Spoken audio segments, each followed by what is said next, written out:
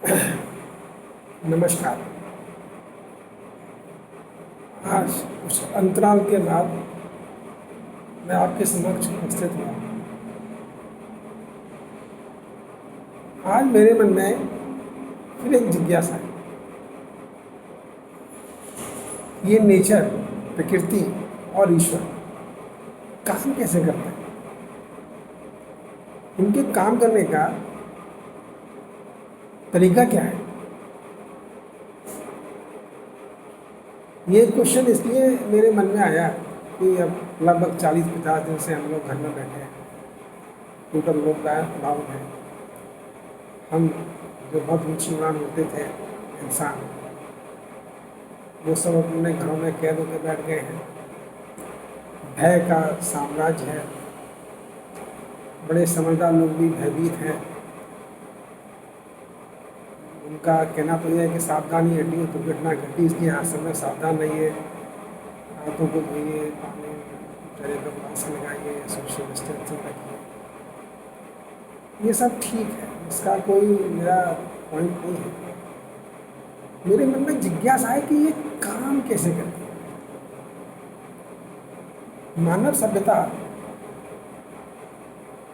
या आज का जो आधुनिक समाज है, हम लोग हैं, इनके 2-3 मूल मंत्र हुआ करते थे। एक मूल मंत्र था इकोनॉमी, ग्रो करिए। हमारी इकोनॉमी ग्रो कैसे कर रही है, हम कितना आगे बढ़ रहे हैं। इकोनॉमी ग्रो करने का मतलब हमारे पास कितने पैसे का रोटेशन बढ़ रहा है, मनी का सर्कुलेशन, मनी आ रहा है जा रहा है, कितना जा रहा है। दूसरा, हमारे यहाँ जो एजुकेशन सिस्टम है वो पूरा इस बात पे आधारित था कि हम सपने देखें। सपने मीन्स अपने आप को ऊंचा उठाने के सपने। और ऊंचा उठाने का मापदंड क्या कि हम अपने आप को दूसरों से श्रेष्ठ ज़्यादा कैसे बनाए। अभी क्योंकि लॉकडाउन है, आप कोई भी बंदा चुपचाप बैठ सकता है कुछ देर के लिए। अब आप कुछ देर के लिए सोचिए, हमें बचपन से, हम उस पीढ़ी के लोग हैं, बचपन से हम लोग क्या देखते आ रहे हैं। जो बड़े बड़े फिलोसफर हैं वो कहते हैं सपना देखिए। सपने में आप नई नई ऊंचाइयों को छूइए, प्रकृति को देखिए, बड़े बड़ी पर्वत श्रृंखलाओं को, नदियों को, समुद्र को सैर करिए, देशों में जाइए।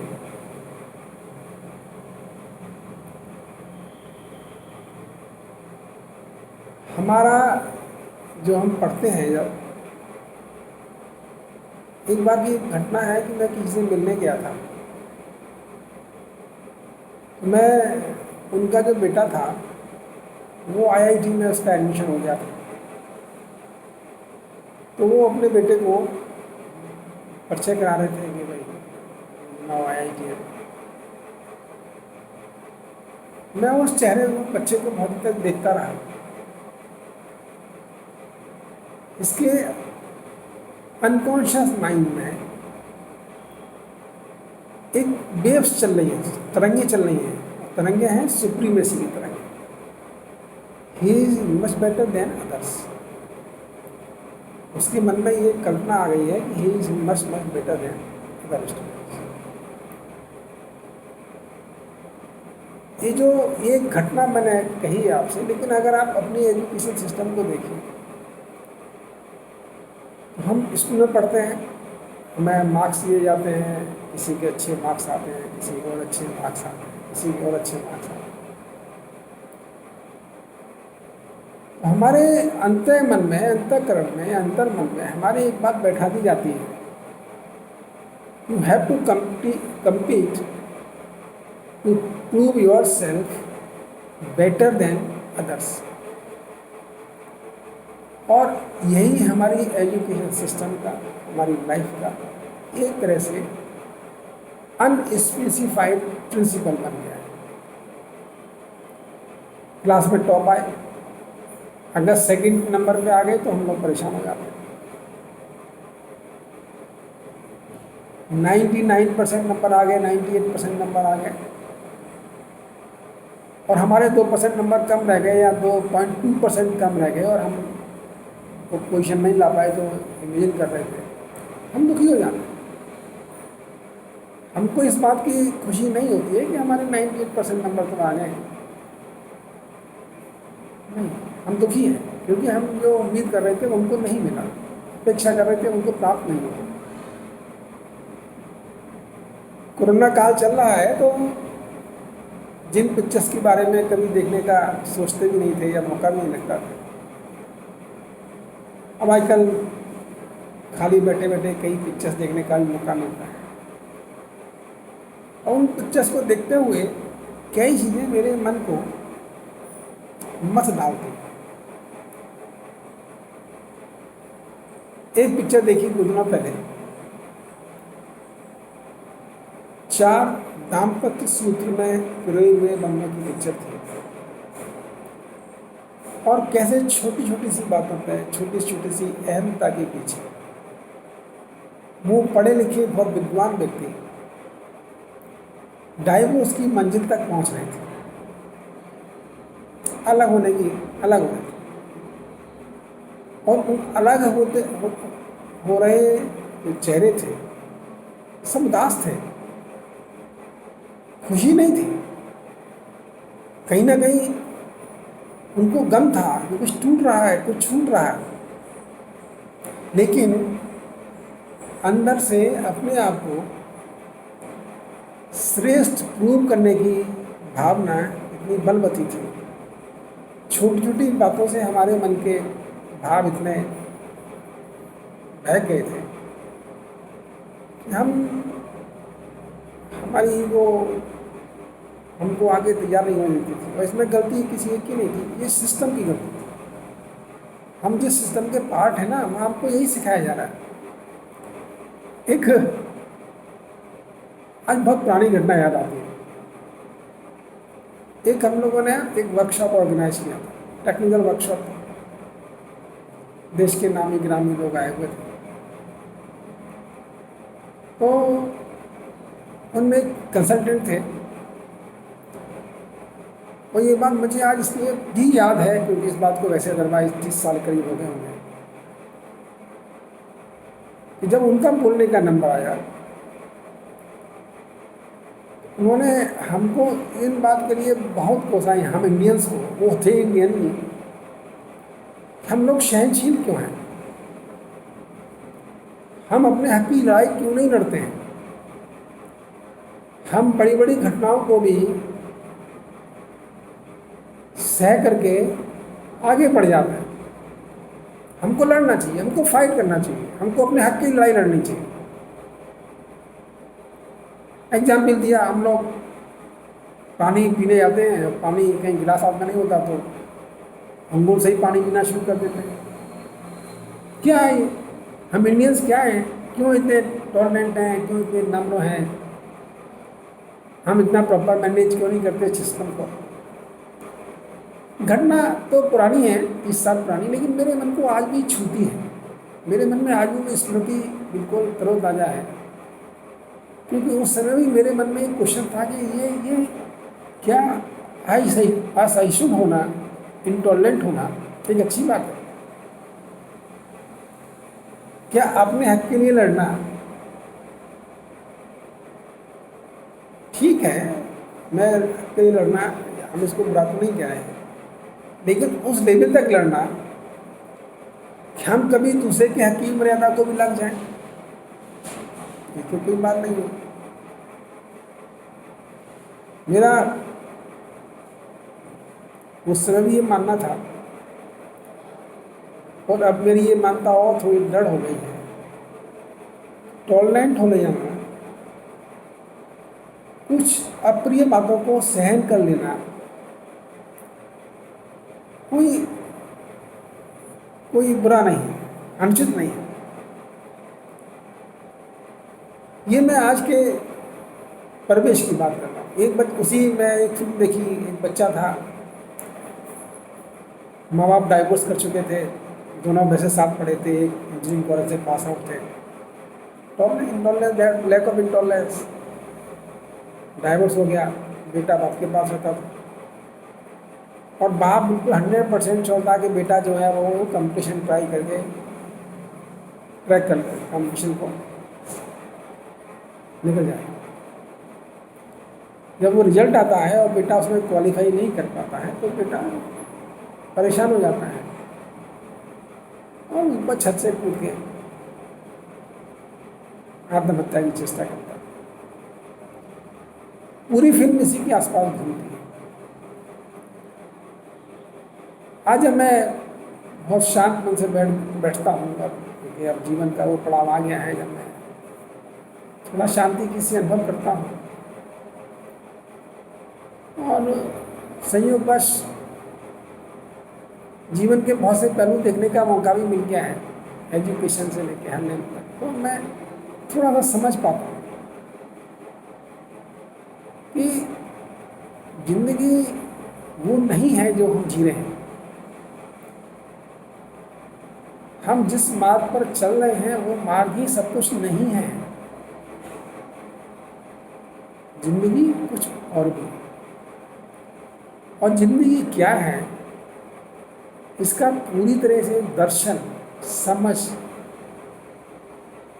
भारतीय फिलोसफर्स ने, भारतीय दर्शन शास्त्रियों ने, ऋषि मुनियों ने बहुत अच्छी तरह से प्रतिपादित की है। अब मैं इस भूमिका के साथ मैं अपनी एक मान्यता पे आता हूँ। ये मेरी मान्यता है और मैं कन्विंस हूँ कि मेरी ये मान्यता गलत नहीं है। बहुत तरीके से मैंने समझने की, देखने की चेष्टा करी और उस मान्यता में पहले मैं बात करता हूँ कि ये प्रकृति और इस प्रकृति के संचालन करता काम कैसे करते हैं, what is their modus operandi. हम लोग तो चल रहे थे, दुनिया चली जा रही थी बड़े अच्छे अच्छे लेवल पे, आज से 2-3 महीने पहले तक बहुत बढ़िया बढ़िया हर दुनिया में हर जगह ग्रोथ की बात हो रही थी, डेवलपमेंट की बात हो रही थी, विभिन्न तरह की बातें चल रही थी। सडनली एक वायरस आ गया, कोरोना वायरस, और इसने कैसे पूरी संसार की अर्थव्यवस्था को, संसार के बड़े बड़े चिंतकों को, वैज्ञानिकों को, राष्ट्राध्यक्षों को एक तरह से इमोबाइल कर दिया। समझ में नहीं आता क्या करें, सब अपने घरों में बैठे। जो घर में रहना नहीं चाहते थे आज वो घर में कैद होकर बैठ गए। प्रकृति अपने आप को आनंद ले रही है, नदियाँ साफ हो रही हैं, वातावरण स्वच्छ हो रहे हैं, जीव जंतु। अभी मेरे घर में पहले बुलबुल ने कुछ बच्चे दिए, बढ़िया चिड़ियाँ जो अदृश्य हो रही थी, जिनकी चहचहा सुनाई नहीं पड़ती थी, अब सुनाई पड़नी शुरू हुई। ये सब बातें करते करते मैं अपनी मान्यता के पे आता हूँ। हमारे भारतीय सनातन दर्शन में ये कहा गया है और ये हमारे दर्शन का मूल बिंदु भी है, इस सृष्टि के संचालन करता भगवान नारायण, भगवान विष्णु। अब वो भगवान विष्णु सबको दिखाई देते नहीं, ये तो आप समझ सकते हैं। समझने के लिए मैं देखता हूँ कि भाई हर चीज़ का एक मुखिया होता है, सूत्रधार कर्णधार होता है, जिले को संभालने का एक अधिकारी होता है, प्रांत को संभालने का भी एक मंत्री होता है, मुख्यमंत्री होता है, देश को संभालने के लिए भी एक मंत्री होता है, राष्ट्राध्यक्ष होता है। इतनी बड़ी सृष्टि जो चल रही है, क्या उसको संभालने वाला कोई नहीं होगा? कोई तो होगा। हमारे यहाँ उनको नाम दिया गया भगवान नारायण। भगवान नारायण चीफ एग्जीक्यूटिव। और अगर हम लोग सही में कर्मशील हैं, किसी न किसी चीज़ का नेतृत्व कर रहे हैं, ये बात ये आवश्यक है कि इस सृष्टि के संचालनकर्ता की गतिविधियों को, कार्य प्रणालियों को, व्यवहार को हम कुछ समझने की चेष्टा करें, वो काम कैसे करता है। क्योंकि उसके कंपैरिजन में हम में से हर आदमी बहुत छोटे स्तर का काम कर रहा होता है। जो काम भगवान नारायण कर रहे हैं उसके कंपैरिजन में हर बंदा काफ़ी लो लाइन एक्टिविटीज़ में इन्वॉल्व है। वो पूरी सृष्टि के संचालन कर रहे हैं। जाहिर सी बात है कि वो उनका व्यवहार, वो काम कैसे करते हैं, वो कैसे सोचते हैं, ये सब अध्ययन करना बहुत जरूरी है।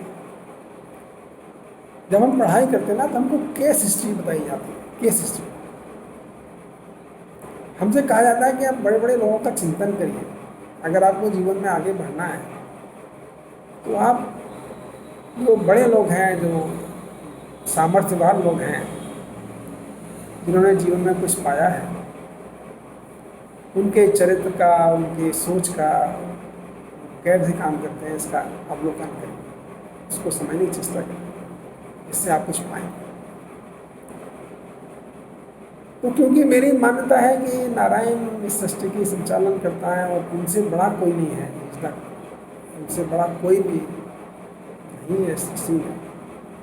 वो कैसे काम करते हैं, उनकी प्रकृति कैसे काम करती है, वो प्रकृति का कौन सा तत्व था जिसने एक छोटे से विषाणु के माध्यम से पूरी पृथ्वी की समस्त क्रियाकलापों को समेट कर भययुक्त कर दिया, घर में बैठने को विवश कर दिया। ये प्रकृति का कैसे काम है, प्रकृति काम कैसे करती है, या प्रभु या नारायण भगवान काम कैसे करता है। ऐसे ही एक बार यही इस तरह का सोच मेरे पास एक बार और आया था। मैं एक बार अपने क्लाइंट से मिलने गया था। मेरा प्लान था कि लौटते मैं थोड़ी सी दूरी पे एक बहुत प्रसिद्ध भगवान शिव का मंदिर है, मैं लौटते हुए उनके भगवान शिव के दर्शन करते हुए वापस आऊँगा। काम की कोई शीघ्रता थी या जो वार्तालाप हुए थे, उन सब के कारण मेरे मन की गति में थोड़ा सा उलटफेर हो गया, उसका सात्विक भाव थोड़ा कम हो गया और मैंने निर्णय लिया कि चलो छोड़ो, मंदिर अभी नहीं जाते, वापस लौट। मई माह का महीना था, बहुत तेज धूप थी। सडनली जिस गाड़ी से मैं वापस लौटा था, उस गाड़ी के इंजन में धुआं निकलने लगा और आग लगी। ड्राइवर ने गाड़ी तुरंत रोकी, लेकिन जहाँ गाड़ी रोकी उसी ड्राइवर खिड़की के बगल में सामने ही बालू सैंड का एक ढेर था, काफ़ी सैंड रखी हुई थी। ड्राइवर ने तुरंत गाड़ी रोकी, बोनट खोला और बहुत सैंड उठा लाके गाड़ी अग्नि पर डाला, आग पे। और इस तरह एक बहुत बड़ी अग्निकांड होने से बच गई। एक और बात भी थी कि ये घटना जहाँ पर घटी वो एक गांव का एंट्री पॉइंट था, हम एक गांव में एंटर कर रहे थे। तो मैं गांव से पूछा गया भाई कोई ऐसा मैकेनिक है जो गाड़ी के कुछ लखनऊ जाने लायक करते हैं। तो ड्राइवर ये सब करने लगा, एक मैकेनिक मिल गया गांव में। उसने कहा कि मैं एसी तो इसका ठीक नहीं कर सकता, लेकिन एक गाड़ी आप लखनऊ तक आपको ले जा सकते। तो मैं वहीं पर एक चाय वाले के आगे सामने बेंच पड़ी हुई थी, मैं उससे बैठ गया। और तब मेरे मन में यही क्वेश्चन पनप रहा था, गूंज रहा था, ये प्रकृति काम कैसे करती है। मैंने निश्चित किया था कि मैं भगवान शिव के दर्शन करने जाऊंगा और नहीं गया। तो ये घटनाक्रम कैसे हुआ, इसके दोनों पहलू समझ में आए। सकारात्मक पहलू भी था, जहाँ आग लगी वहाँ पर बगल में सेंट थी जिससे आग तुरंत बुझा दी गई। गांव एंटर कर रहे थे तो एक मैकेनिक मिल गया, उसने गाड़ी ठीक भी कर दी। और अगर गांव ना वो सेंट ना होती और गांव ना होता, बीचों बीच सड़क होती, हाईवे था, तो क्या होता। तो मैं उस समय भी उस बेंच पे बैठा बैठा ही देख रहा था। उतना ही समय लगा जितना मुझे मंदिर जाने में लगता, उतना ही सब हुआ। पैसा भी उतना ही दिया मैकेनिक ने जो मंदिर में था, चढ़ा था। लेकिन तब भी मेरे मन में ये जिज्ञासा थी कि प्रकृति का काम कैसे करती है।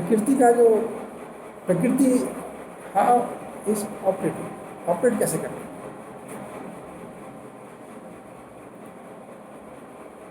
अब ये प्रश्न, अब इस घटना को तो 10-15 साल हो गया है, और आज भी मेरे सामने क्वेश्चन है कि प्रकृति काम कैसे करती है। लेकिन ये प्रश्न अब उतना मुझे अचंभित नहीं कर रहा है, अब उतना मैं उद्वेलित नहीं हूँ। मैं बहुत जानना नहीं चाहता प्रकृति काम कैसे करती है, क्योंकि अब ये है कि ये जो जिज्ञासा है ना, हमारी बुद्धि से उत्पन्न होती है, और बुद्धि बड़ी सीमा बंद है। सिर्फ बुद्धि को तो ये भी नहीं पता कि भाई ये जो वेव्स आ रही हैं इलेक्ट्रोमैग्नेटिक, मोबाइल में रिसीव करते हैं, टीवी में देखते हैं, ये वेव्स तो कहीं पर घूम रही है ना, ये वेव्स तो कहीं विचरण कर रही है, तभी तो हम देख पा रहे हैं, टीवी को मोबाइल को सुन पा रहे हैं। तो इस अदृश्य जगत में ऐसी अनेकों अनेक वेव्स हैं, तरंगे हैं, जो हर समय बह रही हैं। और उन तरंगों के प्रवाह का प्रतिफल है एक घटना का जो होता है। अब ये थोड़ा सा जटिल विषय है, जिसको सिर्फ अनुभव कर सकते हैं, लोग नहीं कर सकते। मेरे मन में तरंगे कैसे बह रही हैं, और मुझसे कहीं बहुत ज़्यादा इंटेलिजेंट आदमी के मन की तरंगे कैसे चल रही हैं, और मुझसे बहुत ज़्यादा कम बुद्धिमान व्यक्ति की मन की तरंगे कैसे चल रही हैं, भाव रूपी तरंगे कैसे बह रही हैं, ये तो दिखाई देने वाली चीज़ नहीं है। कोई भी तरंग दिखाई नहीं देती, काम सब तरंगे करती हैं, दिखाई नहीं देती। प्रकृति का आधारभूत तरंग है। तरंग ऊर्जा का स्वरूप है। ऊर्जा तरंग के माध्यम से ही विस्तार पाती है, मूव करती है। तो तरंगे सब बह रही होती हैं, और एक गीता में, अभी हम आगे गीता का हमने भी शुरू नहीं किया, क्योंकि अभी हम भूमिका में ही चल रहे हैं गीता की। लेकिन हम ये पाते हैं कि जो हमारी एक चेतना शक्ति है, हम सभी प्राणियों के अंदर एक चेतना शक्ति है, वो इस हर समय इस प्रकृति से जुड़ी रहती है। उदाहरण स्वरूप मैं सांस ले रहा हूँ, आप भी सांस ले रहे हैं। सांस के लिए हमें पता है कि भाई ऑक्सीजन हम अंदर इनहेल कर रहे हैं। क्या हम ऑक्सीजन को देख पा रहे हैं? क्या हमको ऑक्सीजन दिखाई दे रही है? नहीं दिखाई। अगर हम अपने आप को थोड़ा कंसंट्रेट करें, थोड़ा रुक थम जाएं, और इस बात को जरा ध्यान से देखें तो हम सांस ले रहे हैं, तो हम अपने सांसों की रिदम को देख पाएँ। हम ये समझ पाएंगे कि हमारे अंदर सांसें चल रही हैं। जबकि आमतौर पर तो हम सांसों को भी नहीं देख पाते। मेरा हार्ट, दिल धड़क रहा है, जब तक जीवन है बेचारा धड़कता रहे हर समय। ये दिल कैसे धड़क रहा है भाई? दिल के धड़कने का कारण क्या है? जो हार्ट का स्पंदन है वो कहां से ऊर्जा पा रहा है?